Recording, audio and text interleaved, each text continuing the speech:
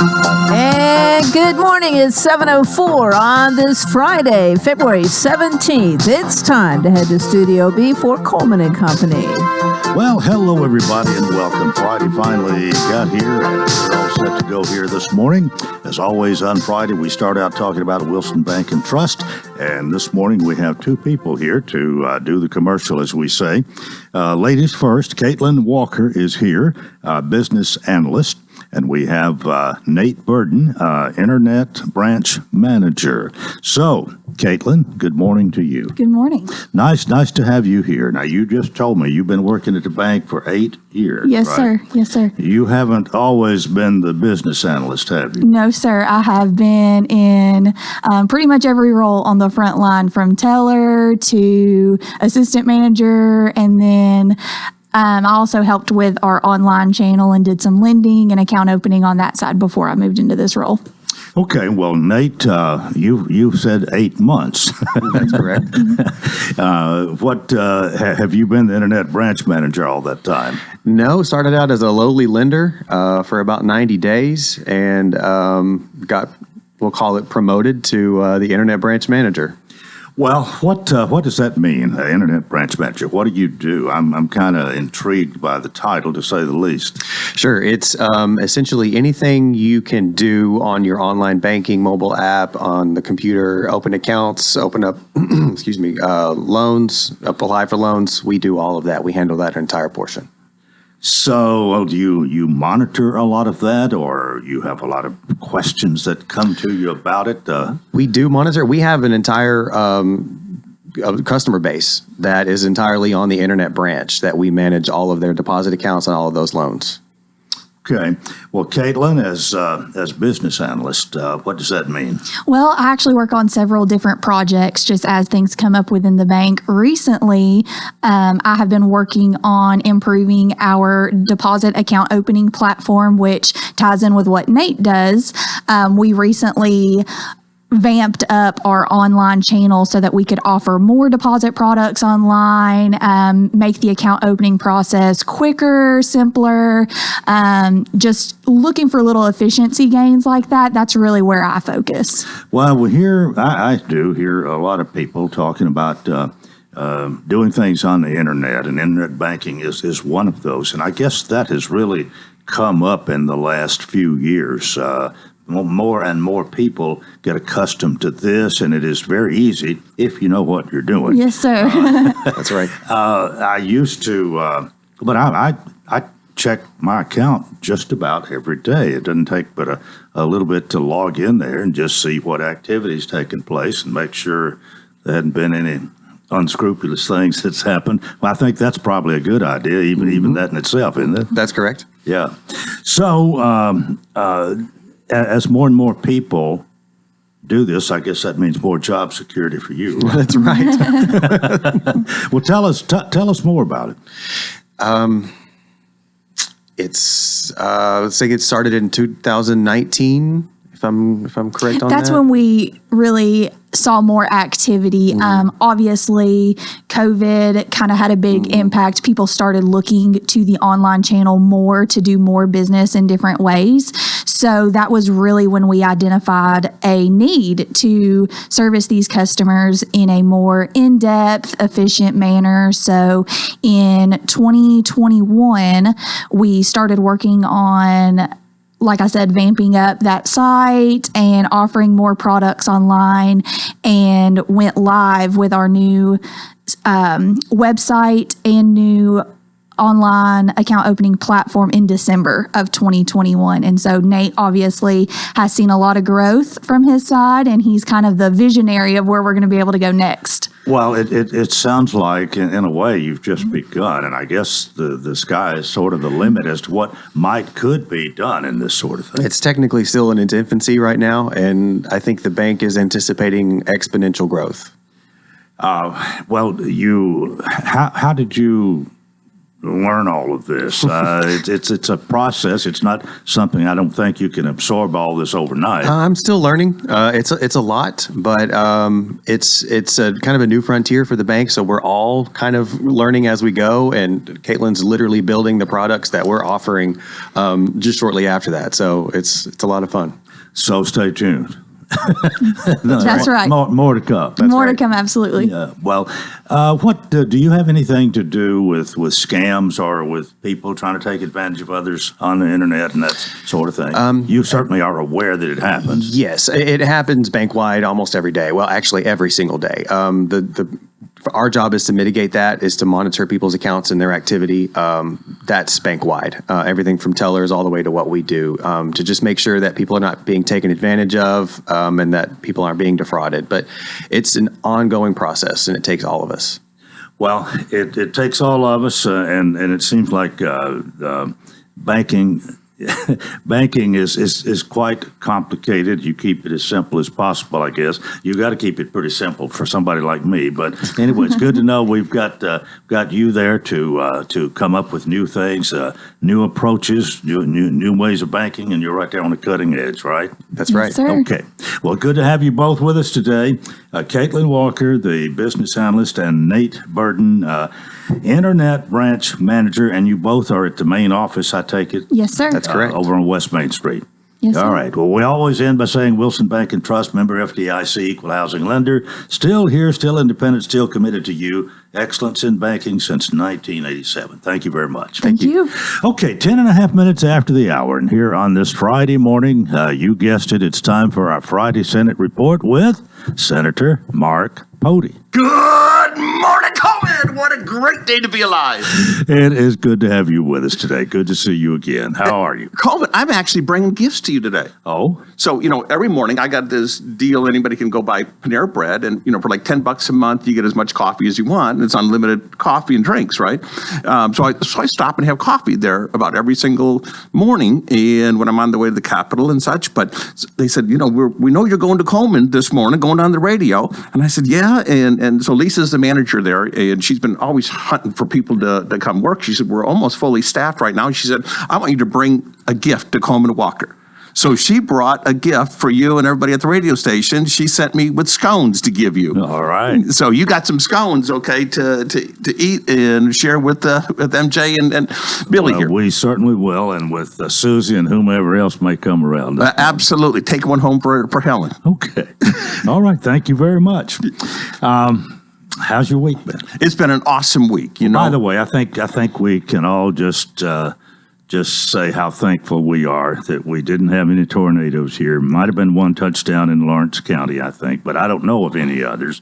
And at least here we were safe, and I'm glad that I can say that. Absolutely. We did have a little bit of wind, Yeah. but it wasn't too bad. So this morning, I got to go out to the farm and just check fences, because I've got some animals. We just had some baby sheep born, some lambs. So I just run out real quick this morning, got to check all the fences, make sure everybody's still in where they're supposed to be. Yeah, right. Okay, to the legislature. Okay, so What have you done this week? So this week, I've actually got 3 bills that I'm going to be presenting. I want to kind of walk through what these bills are. The first one is, when we go get our tags for our car, we got to do it every single year. And if we go our driver's license, we don't have to do that, but like once every 8 year. Hunting license, we can have longer. There's so many licenses that we can get for a longer period of time. I said, why not have our tags? So if we're just a regular mom and dad, we have our own cars, personal cars. Let's renew those for 2 years rather than 1. And now we'd have to pay just double the price. So, whatever the price is that we pay for a 1 year tag, if we just renew it for 2 years, it saves everybody that step of having to go down every single year. And we're going to try and present that this week in transportation. It's not going to save us any money, but it should save us time every single year. How do the county clerks feel about that? I've had some pushback from them, but I think I've worked everything out. I've had the Department of Safety come. I've had everybody on the state level. It's not going to affect anybody, and it should eventually make their job a little bit easier when you don't have that many transactions going through their department. I mean, it should cut down. So they should have, substantially less number if people are renewing for 2 years. Now, it is totally an option. If somebody wants to renew it every year, they can. If they want to renew it for every 2 years, you just buy a 2-year tag. It's going to be something you put on your license plate. When we have those tags now, we would just do a 2-year tag, and eventually I think it would make their departments run a little bit easier. It should be simpler. It's just going to be computer things that we got to work out. We have somebody from Wilson Bank that knows all about computers. Well, keep us posted on that one. Absolutely. Then the next bill is going to be that has to do with something that happened here in Wilson County. Conrad had passed away, Eddie Conrad, from somebody that was actually texting and driving and ran into him, and he had passed away. We couldn't do anything last year. It was too late in the season, but I've worked with the family, and I told them that at the proper time, we're going to bring this bill up. And they're going to actually come down next week and testify in committee. So I believe his son's going to be down there to testify, and we're going to pass this bill if you're caught texting and driving and you're under 18, and if you're caught twice in a single year, you will have your license suspended for a short time. So we're trying to teach the kids they can't do this. You Just can't. Short, huh? Yeah, it's going to be, if you're less than 18, you will have, if you're caught twice texting and driving, you will have a suspended license. Well, how long is a short time? A year wouldn't bother me. Yes, typically it'd be about 6 months. Okay. So it's not going to be a forever type deal, but we're trying to get their attention. You can't text and drive. You cannot text and drive. And same thing that if you're over 18 and you're caught 3 times, then you would have a license suspended as well. Okay. And so we're not increasing fines or anything like that, but this is serious stuff. People are dying, and we want to take it serious. You feel confident this will pass? I do. I don't have any pushback on it as well. Texting and driving, it is one of the leading causes of accidents right now in the entire United States. So we do want to find a way that we can make our roads a little bit safer. And it's just so easy to be, it's mainly focused on the kids. It's so easy for them to live on their phones and just think they can multitask while they're driving. So we're trying to get a handle on this right now. Okay. Our Friday Senate report with Senator Mark Pody, and time for us to take a break here on Coleman and Company FM 98.9. And at 7:16, let's see what's happening on the roadways. Thanks to Bates Ford, and get a battery installed on most vehicles, $134.95. Bates Ford, 1673 West Main. Now at traffic, here's Chuck. It's starting to bunch up at times, trying to get through the Hickory Hollow area with all that heavy traffic coming in from Rutherford County on 24 westbound. It's moving right now out of Dixon County on I-40 going eastbound up through Kingston Springs. Watch for a lot of radar in parts of Dixon County. It's busy up through Brentwood, Franklin, but at least it's moving northbound as you pass OHB. Hey, buy your Ripley's annual Fun Pass with unlimited visits to all Ripley's attractions in the Smoky Mountains for 1 year at the lowest price ever at Food City, now through March 7th. I'm Commander Chuck with your on-time traffic. It's tax time, and Cars Unlimited Tax Service is locally owned and has 33 years of experience in preparing taxes. They do upfront loans of $250 to $6,000. They're also an authorized IRS e-file provider. Call 615-449-2955 or stop by 1006 West Main Street in Lebanon. Cars Unlimited Tax Service stands ready to help you prepare your taxes. Gregory Dental Group in Lebanon is a family dental practice located across from Vanderbilt Wilson County Hospital. They offer cosmetic procedures, dental implant services, and now featuring new digital dentures. Premium dentures in just 2 appointments. No insurance, no problem. Call about our discount plan. Hi, I'm Dr. Derek Gregory. In my office, you can count on compassionate staff who will truly listen to you, take the time to get to know you, and discuss your personal needs. I look forward to meeting you. Gregory Dental Group, 444-0322, West Medora Parkway across from Gibbs Pharmacy. Coleman and Company, thanks for joining us. Our Friday Senate report. Senator Mark Pody is here, and I'm glad you talked about these bills you're going to be introducing. Have you got another one? I got one more I'm running this week, and this has to do with elections. Now, I'm going to tell you, we have terrific elections here in Wilson County. You know, I mean, if we look at Tennessee, we're one of the best and safest elections in across the nation. And if we look across our state, Wilson County is one of the absolutely best run elections in Wilson County. However, in Davidson County, do you know we had 3 elections last year where people got the wrong ballots? And that's very frustrating. It wasn't a lot of people, But no matter what the number is, everybody has to be confident that they have the right ballots in the right precincts. No matter how complicated it is, we need to be assured that we're voting for the right people and our vote counts. We want every single legal vote to count. We don't want any illegal votes to count, but we want every legal vote to count. So I'm running a bill that's going to help clean up what happened in Davidson County and to make sure that this doesn't happen again. Now, none of the mistakes would have changed any of the elections. You know, we went through all 3 elections and none of them would have made any difference. So we can have confidence that way. But let's just make sure every single vote counts. And this is actually coming from Secretary of State's office and elections of commissions on a statewide basis. So it should be an easy bill to go through as well. But election integrity is extremely, extremely important to all of us. And we're going to try and make sure we have it right constantly. Well, here. what are you going to, what's this bill going to do to more ensure that? So there's different ways that somebody can assure that every precinct is correct, and you get to the ballot box that, you know, you got the city council, you got county commission, you got so many different races in there. And the state's got something in the comptroller's office that they run a report when they're doing these district lines, and it's just going to make sure every election commissioner or administrator is going to have to confirm that they have it lined up with what the state has it. So Metro in Davidson County, they could have gotten it from the comptroller's office, or they could have done it on their own and used a system by law that said it was okay to use Davidson County system. It didn't work. So this way they're going to have to use the comptrollers and confirm that everything's correct with the comptroller's office. All right, so a little more insurance. That's all it is. Yeah. And I feel comfortable. I don't think anybody's going to be against it because we all want fair elections. And I believe that it's not going to really cost anybody any more money. It might cost some of the administrators a few hours to run this report, but it's not going to really cost money. We just got to get it done to make sure it's right. Okay, that's 3. Now, they've already been filed. I take it. Already been filed. Everything's filed. And so I filed a total of 33 bills. Coleman, that's probably 32 more than I wanted to file, okay? But, you know, we wanted to keep it at 25. However, you know, they just kept coming. In fact, Clark Boyd came to me with one bill, and he said, Mark, you know, here's another bill from a local constituent and had to do with marriages and how judges can marry. And I said, Clark, I'm already at my 25. He said, this is somebody local. You got to do this. So I ended up with 33 bills. I've already got 10% done. This will be another 10%. You know, we're working through. I want to get my bills done as quickly as I possibly can.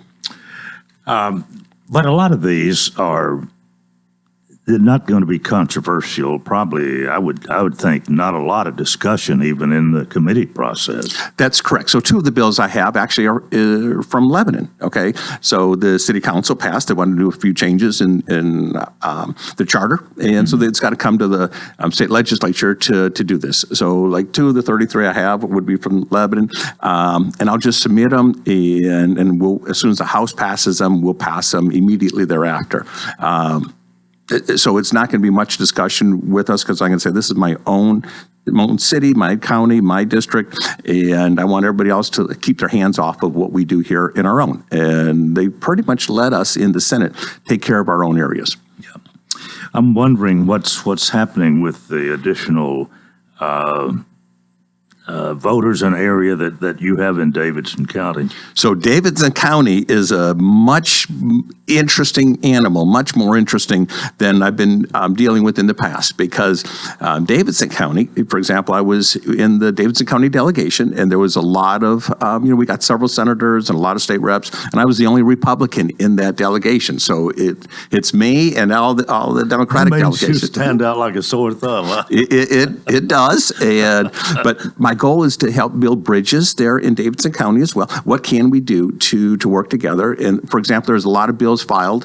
They were frustrated with Davidson County turning down the RNC, the National Republican Convention, and it had a shot to come to Nashville, and the council there said no. So there's some of my colleagues that have filed legislation to look at how Davidson County is run. In fact, one of them says that it's going to be cut from 40 commissioners and council members down to 20. That means half the people there would be no longer representing Davidson County. Now, is this kind of being done as punishment, retribution for them not approving the Republican National Convention coming to Nashville? So publicly, nobody would say that. I'd say that, but nobody else. I mean, you're not going to file a bill saying this is going to be because we're upset with them. But I think some of it has to do with that. And another one is going to be talking about the airport authority, and another one's talking about how the sports authority works down in Davidson County. Another one has to do with how things are taxed downtown. Do these changes really need? Now you're kind of caught in the middle here, and you could be on either side. You could join your Republican colleagues and say, yes, let's teach them a lesson, but you've got to live with them at least for 3 more years or whatever. Yes. So some of the ideas they have are not bad ideas. However, it needs to be locally decided. So why would I want anybody else coming into Wilson County and telling Wilson County what to do? Now that I'm representing Davidson County, I'm going to try and defend Davidson County a little bit and saying, guys, if we need to fix this, we need Davidson County to fix their own local issues rather than the state coming in and stepping on us. It's the same thing. I don't want Washington, D.C. coming in and telling Tennessee what to run. We don't need Tennessee telling Davidson County how to run it. Now, I'm going to be encouraging, but everybody doesn't go along with your idea. No, really. No, Coleman. I was talking to Billy earlier this morning. I am very strong and fiscally conservative. I don't think that government needs to do everything for everybody. Let us handle it ourselves on the local level. Let us run our own lives. Let us family, as businesses, as local government, and so forth. And I don't think that big government is the answer to everything. There's only certain things we're supposed to do.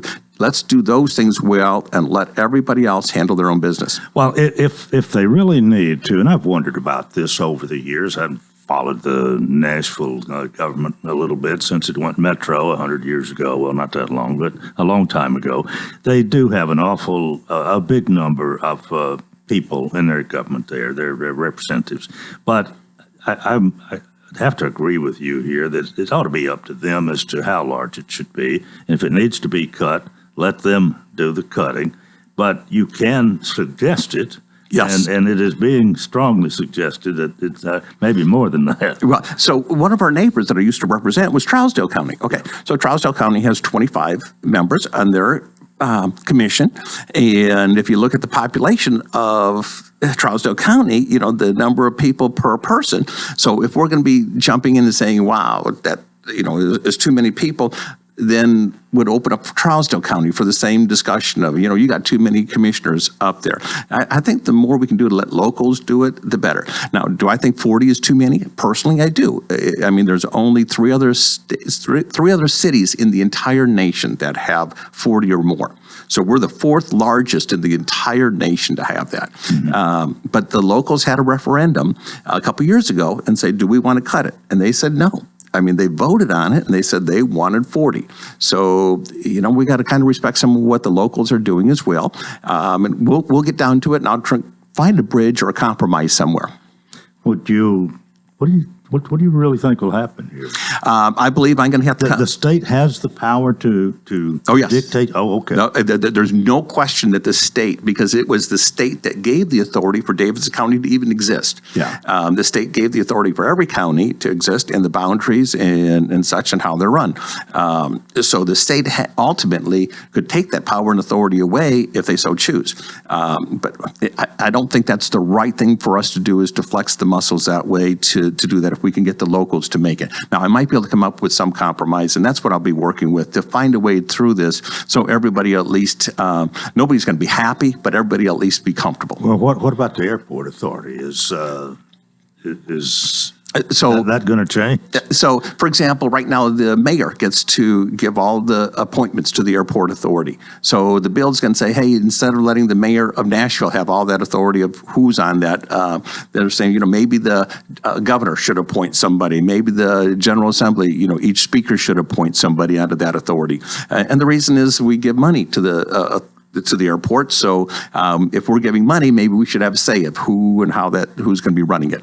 And so I'll be working with those as well. What can we do? And so the state doesn't take it over, but it's in Davidson County. If there's a fire, it's Davidson County firemen that are coming to help put out the fire. If there's emergencies, it's going to be Davidson County that's going to be there to do it. So we got to work through these issues as well. And I want to make sure I'm working with all the parties. And this is, if it's a principal comment, I know exactly what I'm going to do. But if this is a policy, and to me, this is a policy issue, I'm going to try and get everybody in the same room.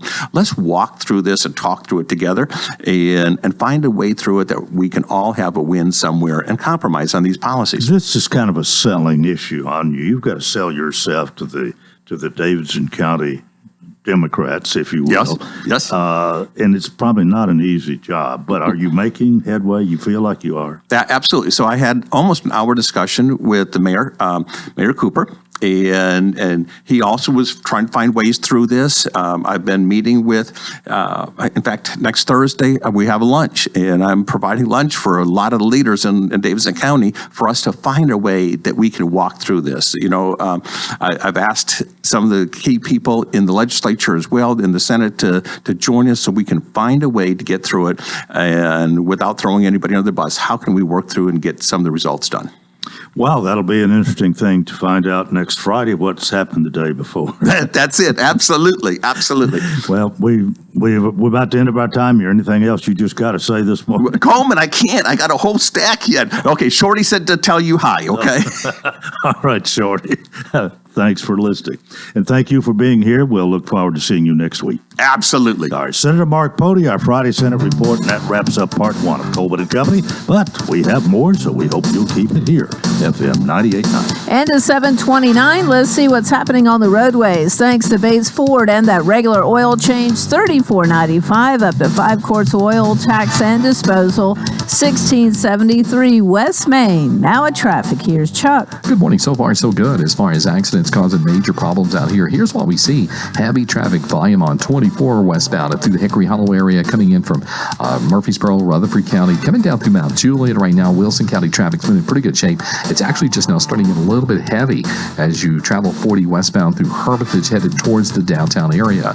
Nash Painting services all of Middle Tennessee. If you want it done right, you'll call these guys. Nash Painting, that number is 615-912-2288. I'm Commander Chuck when you're on time traffic.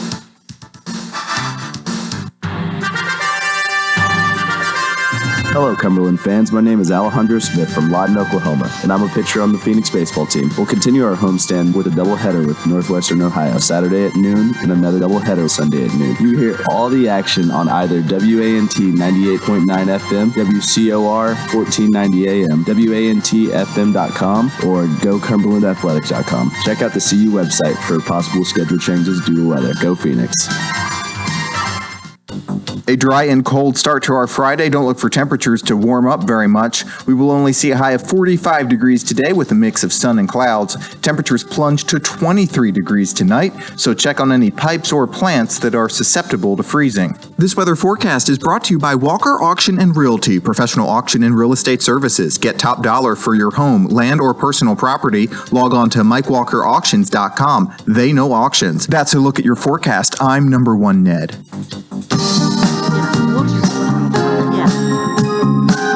We continue here on a Friday morning. Welcome to part two of Coleman and Company.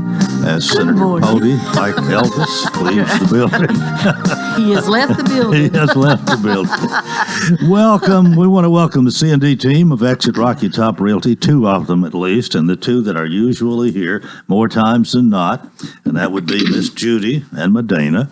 C&D team, Exit Rocky Top Realty, 1330 West Main Street in Lebanon. Great people, great service. Miss Judy, good morning. Good morning. Medina, good morning. Good morning. How are you? I'm wonderful. Isn't it great that we didn't have a lot of storm damage? Yes, right. Yes. We were a little fearful this time yesterday. Yeah. That's right. Well, you never know what's around the corner. Yeah. You just be prepared the best you can. Well, and don't make a move without us. That's right. That's right. Got that in early this morning. You did good, Coleman. What do you want to say? Well, I was just going to talk a little bit about deadlines on a contract. Oh. In our office, the 3 words we say all the time to the agents: read the contract. what does the contract say? Because whatever the contract says, it's a legal binding document when it becomes a contract. It starts out as an offer, then it becomes a contract when everybody has agreed to the terms. And it is a legal document, and some people think it's just a little piece of paper. Well, you can go to court with it. It is a legal document. And the Tennessee State Commission, we use their forms, and most of the companies around here use the real estate forms that's put out by the Tennessee Real Estate Commission, because their attorneys have studied the terms of the contract and they know that it works. So we don't make up our own. Some companies make their own up, so you might see different items on each contract. So we have to read the contract if we get it from a company that's not a normal standard form that we use. But there are deadlines on there, and a lot of buyers agents, especially in the market we've just come through, where everybody's wanting the house. If a buyer's agent messed up and didn't do her timeline on that contract, the worst news you can get is the other agent calling you going, thank you for your contract, but your contract is now null and void, and we have accepted another offer. And it's because you missed a deadline on that contract. Because the contract says, just example, one of them is within 3 days after the binding agreement date, when everybody's agreed, it's a blank there, and you fill in however how many days. Well, a lot of them will say within 3 days after the binding agreement date, you have made application for your loan out of your lender. Well, going and getting your approval letter is one thing, but making application, the lender wants to see the contract because they want to know what you're applying the loan for, which house, so they can start to see, is that house worth us giving a loan on, that kind of thing. So if it says within 3 days you've got to make application, okay, the 5th day comes by and you did this on a Friday and the buyers are just busy. They're thinking, oh, I'm going to move my new house. The buyer's agent's got a contract. She's not paying attention, or he, whichever. And then 3 days go by. Is that business days or is it calendar days? And you have to specify in the contract. Some things say calendar, some say business. And what if you have a holiday? What happens? So a lot of times, and we saw this happen a lot in this market that we just went through, it would say 3 business days. And so it'd be on a Friday. Well, the buyer's agent didn't pay any attention, and they waited till Tuesday or Wednesday and think, oh, we got to apply for that loan. And you have to show proof that you've applied to the other agent. Well, then they wasted the whole weekend and didn't do it because it said business days, or it said calendar days, and they thought it was business days. They thought they weren't going to apply for the loan on the weekend. But if people put calendar days in there, and there were a lot of ways to do things on a contract when we were so busy that kept everybody on their toes. And if it said calendar days and Monday was your deadline, and then Tuesday, you're going to the bank to apply. Well, you get the call that, hey, we've already took another offer because it said calendar days. And therefore, there's deadlines, and it says the contract becomes null and void. So then it's up to and especially in that market, the seller has found somebody else that'll pay them more for that house. They're ready to get rid of that person. And here's your loophole. There are lots of loopholes in a contract if you don't follow the guidelines. And you have so many days to do a home inspection. You have so many days to apply and a pay for appraisal. Now, the appraisal doesn't have to be done by that time because appraisals are always backed up, but it's got to be ordered and paid for. And then if you don't do your inspection in time, well, too bad, too sad. The house can be falling down and it doesn't matter. You've missed your deadline on getting an inspection. So you can have one all day long, but they won't do anything about it. So there's deadlines and time frames. Look and read the contract. What does the contract say? If it doesn't say that, it doesn't mean that.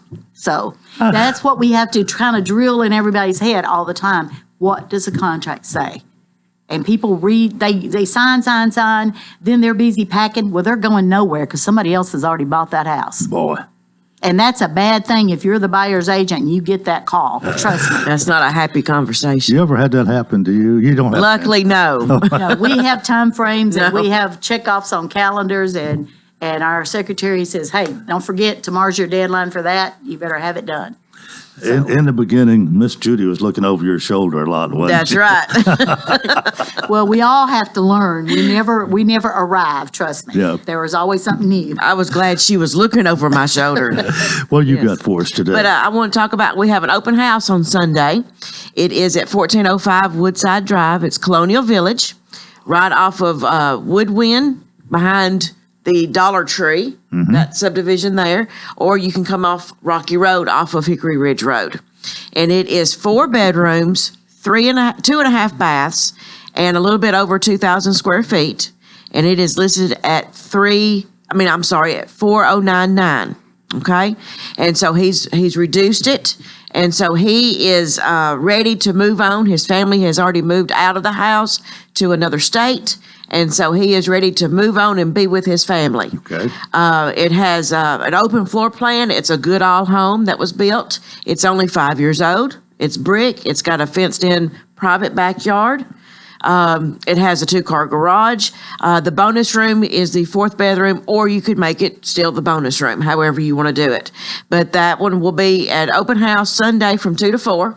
So come by and see us and walk through it and see how you like it. And maybe we can get a deal working so we can get him moved on with his family. You going to be there? I'll be there. All right. With bells on. I'll be there. But also we have another one on the market. It just went active this week, and it's 704 West Adams Street. It's on the corner of West Adams and Castle Heights Avenue.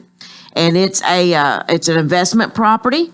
It's a 3-bedroom, 2 full bath property. It needs to be updated, but it's on a beautiful corner lot right there. It's 1 level. It has original hardwood floors, a 1-car oversized garage with a loft above the garage. And it's all floor that could be, you could put heated and cool up there. You can make that storage however you want to do it. But it's one of those nice built homes that you don't see a lot of today. And it's solid bones, but it needs a new home, a new owner. So that one is listed at $339,900. Okay. So give us a call, and anything else that you're looking for, if you see a property that you want to look at, but it doesn't have our sign, it has somebody else's, give us a call. We'd be glad to show it to you. If you're wanting to see what your house is worth, give us a call. We'll come tell you. If you're ready to buy, we have a handful of buyers that are looking for homes. But if you're wanting to buy, come see us, and we can help you find your home. All right, very good. All of this going on right there at 1330 West Main in Lebanon. That's a busy office. Exit Rocky Top Realty. That's and it. You're even selling tickets for the roast too, aren't you? Yes, selling tickets for the roast. I just received some texts this morning saying, save me 2, save me 2. So those are flying off the desk. I Give heard us a they're going call. fast. Yes, everybody wants to see Dory, and everybody wants to hear all the stories about Dory. So you've got to come. So You're yeah, not give going to us have a time call. to hear them all, but Well, I know. I hope that all the good ones. But give us a call, and remember, don't make a move without us. Thank you so much. See y'all next Friday. See you. All right, that's Medina Hemmentoler and Judy Cox, Exit Rocky Top Realty's C&D team, here with us each Friday at this time. We're about 19 before the hour. Gail Hibbert is with us this morning to talk about, among other things, the Farm Bureau Expo Center. But Gail, good morning. Good morning. It's good to see you again. You were here Wednesday. Yep, I feel And, like I live here this week. We've got you've gotten a lot of mileage out of us, I guess we could say. Well, we got to talk about an important event on Wednesday, so today I'll focus on my job. Right. Well, you are, I understand, president of the Kiwanis Club of Lebanon. That's true. And the Kiwanis Club is the one putting on this roast we were just talking about. That's right. To which the tickets are going fast. At Capitol Theater, the last Tuesday. Last Tuesday. In March. That's when it's supposed to be each year. Okay. And Dory Mitchell will. Yeah, we're excited to have Dory as the roastie. When I first talked to her afterwards, she's like, I'm excited, I think. I think it started to sink in that, like, wait a minute, this is kind of special for the honor, but but it also means that people are going to come and tell stories. So, but I think it's going to be great because she's so well known, and just the number of people she's had go through Leadership Wilson could probably fill the Capitol Theater. So, and the other thing that we talked about Wednesday, you might just mention this, and we'll move on to what we're. Yeah, the Sherry's Hope Gala. Yeah. I know that if it's not sold out, it's close, and so if anybody is interested in information, I don't have those details with me today, but you could always call Julie at Body Needs, and she can give you the information that you need. All right. Well, what's happening at the Farm Bureau Expo Center? I mean, you're there. You're the director of marketing and events, and you come here once a month and talk about this. And I've learned a lot about really what you do and how you do it to some extent. But it's an ongoing thing, and you're trying to keep it as full as possible, because the more people who rent the facilities to have events, the better your bottom line looks at the end of each year. Which is really important to me. Absolutely. But in that regard, things are looking up from what you told me recently. Things are good. I'm happy. I am extremely happy. So it's a lot like, for the lack of a better description, is a lot like any sales job. You have to have a pipeline full. You have to have that backfill for everything that's coming, which means all of us at the expo pretty much live, if you would, in the future, because we're planning way down the line as events are taking place in the building. And so my year goes by super quick because I'm already looking at the end of the year, trying to figure out how we're going to roll into the next year. And so, I mean, but that's the nature of the business, and that's okay. We have been very blessed. We have been full. I had an event call me the other day and say, hey, we're not getting the response that we thought we would get, so we're going to have to go ahead and cancel our date. This was for October. And I said, okay, and we worked through that, and within an hour, I had it full. So, I mean, it was like, I think that they actually kind of were surprised that I wasn't like panicking, oh my gosh, I've got an opening, and I got to fill this. No, I made a couple phone calls, and it was done. Well, just out of curiosity, and I don't think this is something you mind telling everybody, is in the contract you signed, if you cancel, is there a penalty? There is. Yeah, there is. And that's pretty much with any contract. It would be a bad business move to not have that, because then you would be at the mercy of the whims of anybody that wanted to come in and use the expo. Yeah. It's sort of like we do earnest money sometimes. Exactly. That we lose. Yeah, okay. Exactly. Yeah. So when you rent a building, the only way to hold the date is to have a deposit on file and to have a completed contract. Just like real estate. Got to have that money on the table, and you got to have the contract. You can cancel the event and get your deposit back up to 6 months before the event. After that, you would lose your deposit. If you cancel within 90 days and your full rent is due at 90 days, so then you would have your deposit and your rent paid. If you cancel after that, you lose all of it. Because you just logistically, I probably am not going to be able to fill a large space within 90 days because the number of people that it would take to be able to rent that would be, that's a lot of moving. Yeah. Well, we've got a lot to talk about this morning. We're already at break time. Oh, my goodness. Gail Hibbert is here, and we'll talk more in a moment on Coleman and Company, FM 98.9. That was a good question.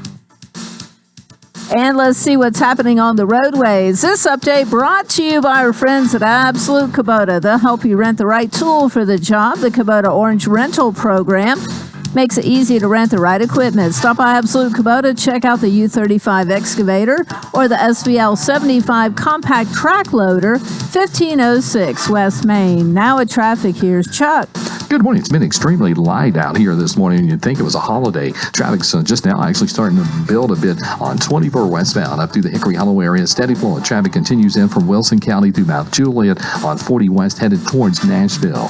Hey, buy your Ripley's annual Fun Pass with unlimited visits to all Ripley's attractions in the Smoky Mountains for 1 year at the lowest price right now at Food City. I'm Commander Chuck with your on-time traffic. For 35 years, Wilson Bank and Trust has been proud to serve communities all across Middle Tennessee. As an independent local bank, we provide our customers with big bank solutions delivered with personalized local service. We don't just work in Middle Tennessee, we live here too. And we know that the best way to serve our neighbors is to be a good neighbor ourselves. We've been doing that for 35 years, and we look forward to many more. Wilson Bank and Trust, Middle Tennessee's community bank, member FDIC.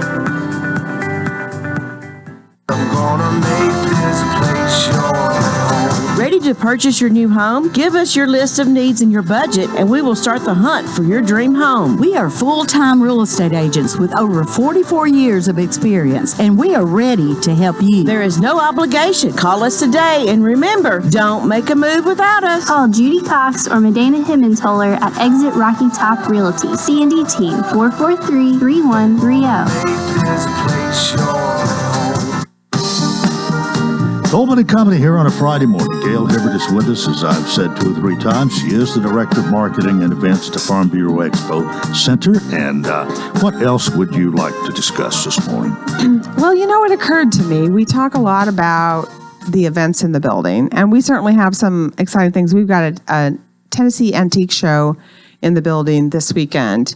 And if you want to see some just incredible antiques, if that's of interest to you, it's a great thing to check out. She does a good job. Are these for sale? Yes, they are.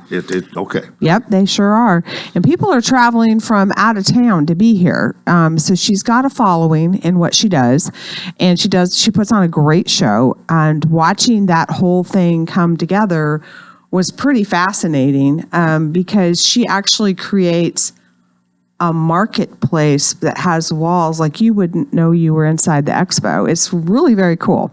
So, but that's something to check out if you're interested in antiques or just want to see something.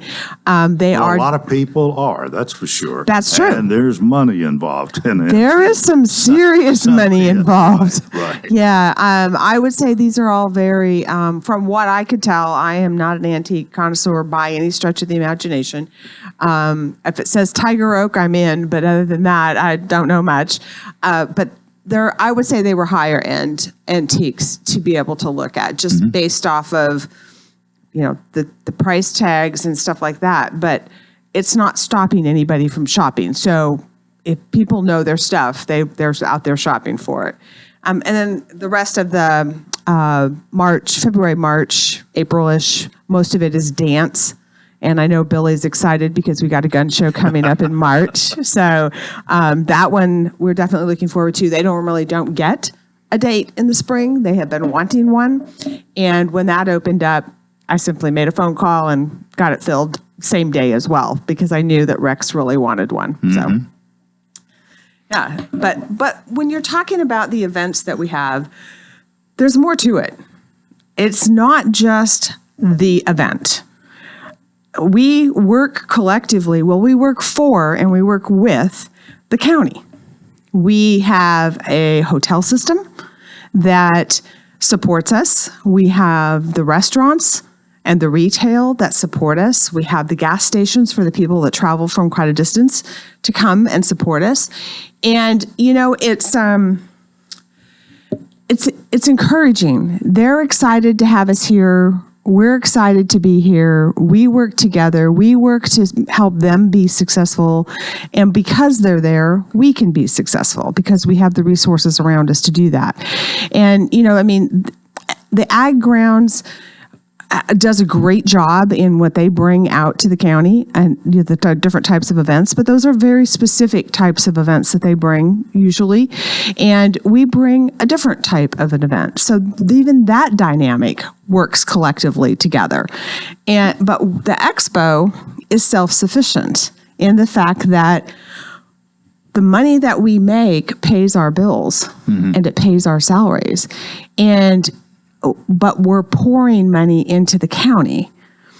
by filling the hotels, by filling the restaurants, by, getting people out there shopping and the gas stations and everything else, and letting them come here and spend their money and getting their tax dollars for that, which then goes around and it comes back and the ag grounds gets a percentage of the tax, the hotel motel tax, which helps them provide events. So I think it's fascinating how it's like a circular movement. We provide events, the ag grounds provides events, that creates tax money, that goes back to the ag grounds. The community benefits both, well, actually all three, Watertown, Lebanon, and Mount Juliet. I did a quick check just to look at the hotels, and this list has grown since I started this job. We've got 30 hotels just between Lebanon and Mount Juliet, which I think is fascinating. 30. And in Mount Juliet, there's over 1,000 rooms available at hotels. And if you look at it collectively, we've got, between Mount Juliet and Lebanon, we've got 2,600 rooms available. So what does that mean to me? That means when I'm looking at events that are coming in and they tell me, oh, I need 500 rooms, is that possible? Not a problem. Yeah. We got you covered. Mm-hmm. So it's really exciting to see that. Mount Juliet, I think, has, if I'm not mistaken, and I don't have the actual fact, but I think Mount Juliet's got a couple more coming online. And I've heard rumor that there may be a couple in Lebanon. So, growth is happening, and I'm excited because everything that the community does makes it easier for me to do my job, because that's resources that I can talk to event planners about and help them understand how we can support them in their events. Well, everything feeds off. We feed off each other, sort of. You have the event. The people are staying in the hotels. They're eating in the restaurants. They're buying gasoline. It helps the businesses. There's taxes from that goes to the counties or cities, or both, I guess. Yep. It's a win-win situation. It's an absolute win-win situation, and like I said, the ag grounds has a little bit different functionality. The ag grounds, I believe, if I'm not mistaken, was actually designed to serve the community, to be a resource to the community. And the Expo Center was charged with making money and making sure that we were not taking anything from the community. So that's why we're self-sufficient. And, we've been able to do that. This past 2 years, we've not only been able to do that, but we've been able to infuse money to support the county with the profit that we have. Do you feel like you can continue unless some terrible tragedy or whatever happens, as long as things stay sort of as they are, can you continue to do what you're doing? I don't really have any doubt of that. Now, do I think we're going to have some competition online? I do. Murfreesboro is a competitor to contend with. They've got an infrastructure that's very different than what we have out here. But then again, you look at the unique venues that we have here, because we're not the only ones. We have unique venues out here that are doing exactly the same thing. They're making money and they're bringing in tax dollars as well. But Murfreesboro has a different look, different feel, different infrastructure. So they can be competition. However, I always enjoy it when somebody says, well, we've been down in Murfreesboro, but we're wanting to move out here. That always makes me happy. Just because I'm a little competitive. Other competition? What about Cookeville or even Nashville? Yeah. So you're going out towards Cookeville. We actually had a group of people come out to the expo to visit our site to see what we had. And they are essentially going to build almost duplicate of what we have. Not like every piece of the building, but the thought process. They're looking to duplicate our building, and they're going to put a hotel on the grounds. And that's very smart of them to do that on the front end. And so they will be competition, but... And this is Cookeville. This is, up in the Cookeville area. Okay. So, and right off the interstate. Yeah. But they are not going to be adjacent to an international airport. So that's my saving grace right there. Does that mean that I won't lose something out there? Not necessarily.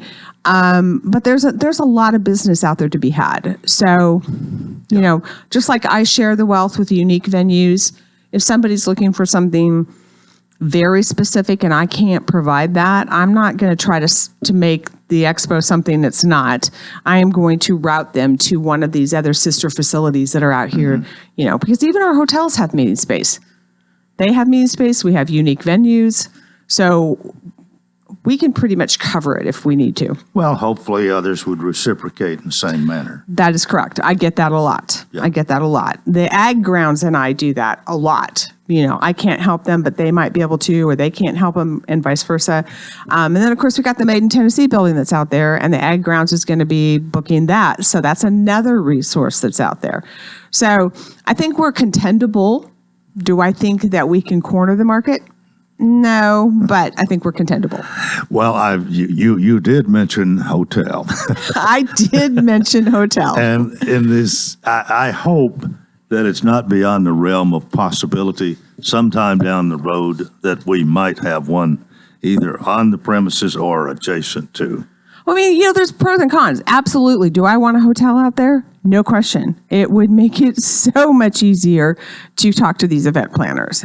And you just think of it logistically. If you said, I want to go to Disneyland, but the closest I can get is 5 miles away, but you really wanted to be at Disneyland, you know, I mean, it's about convenience. But then again, you know, if we put it on the grounds, well, okay, what are we giving up? Because the grounds has a lot of dedicated space. So you have to look at that. You have to look at the infrastructure that's going up and down the Sparta Pike corridor. You know, what do we have out there? How can we support that? So I've heard that there's conversations, but I'm not part of those conversations. So I don't have a lot of insight on it other than, you know, I would love to have one. Okay. Gail, we got 1 minute to go this morning. Time has gone by in a hurry, as it usually does when you're here. It does.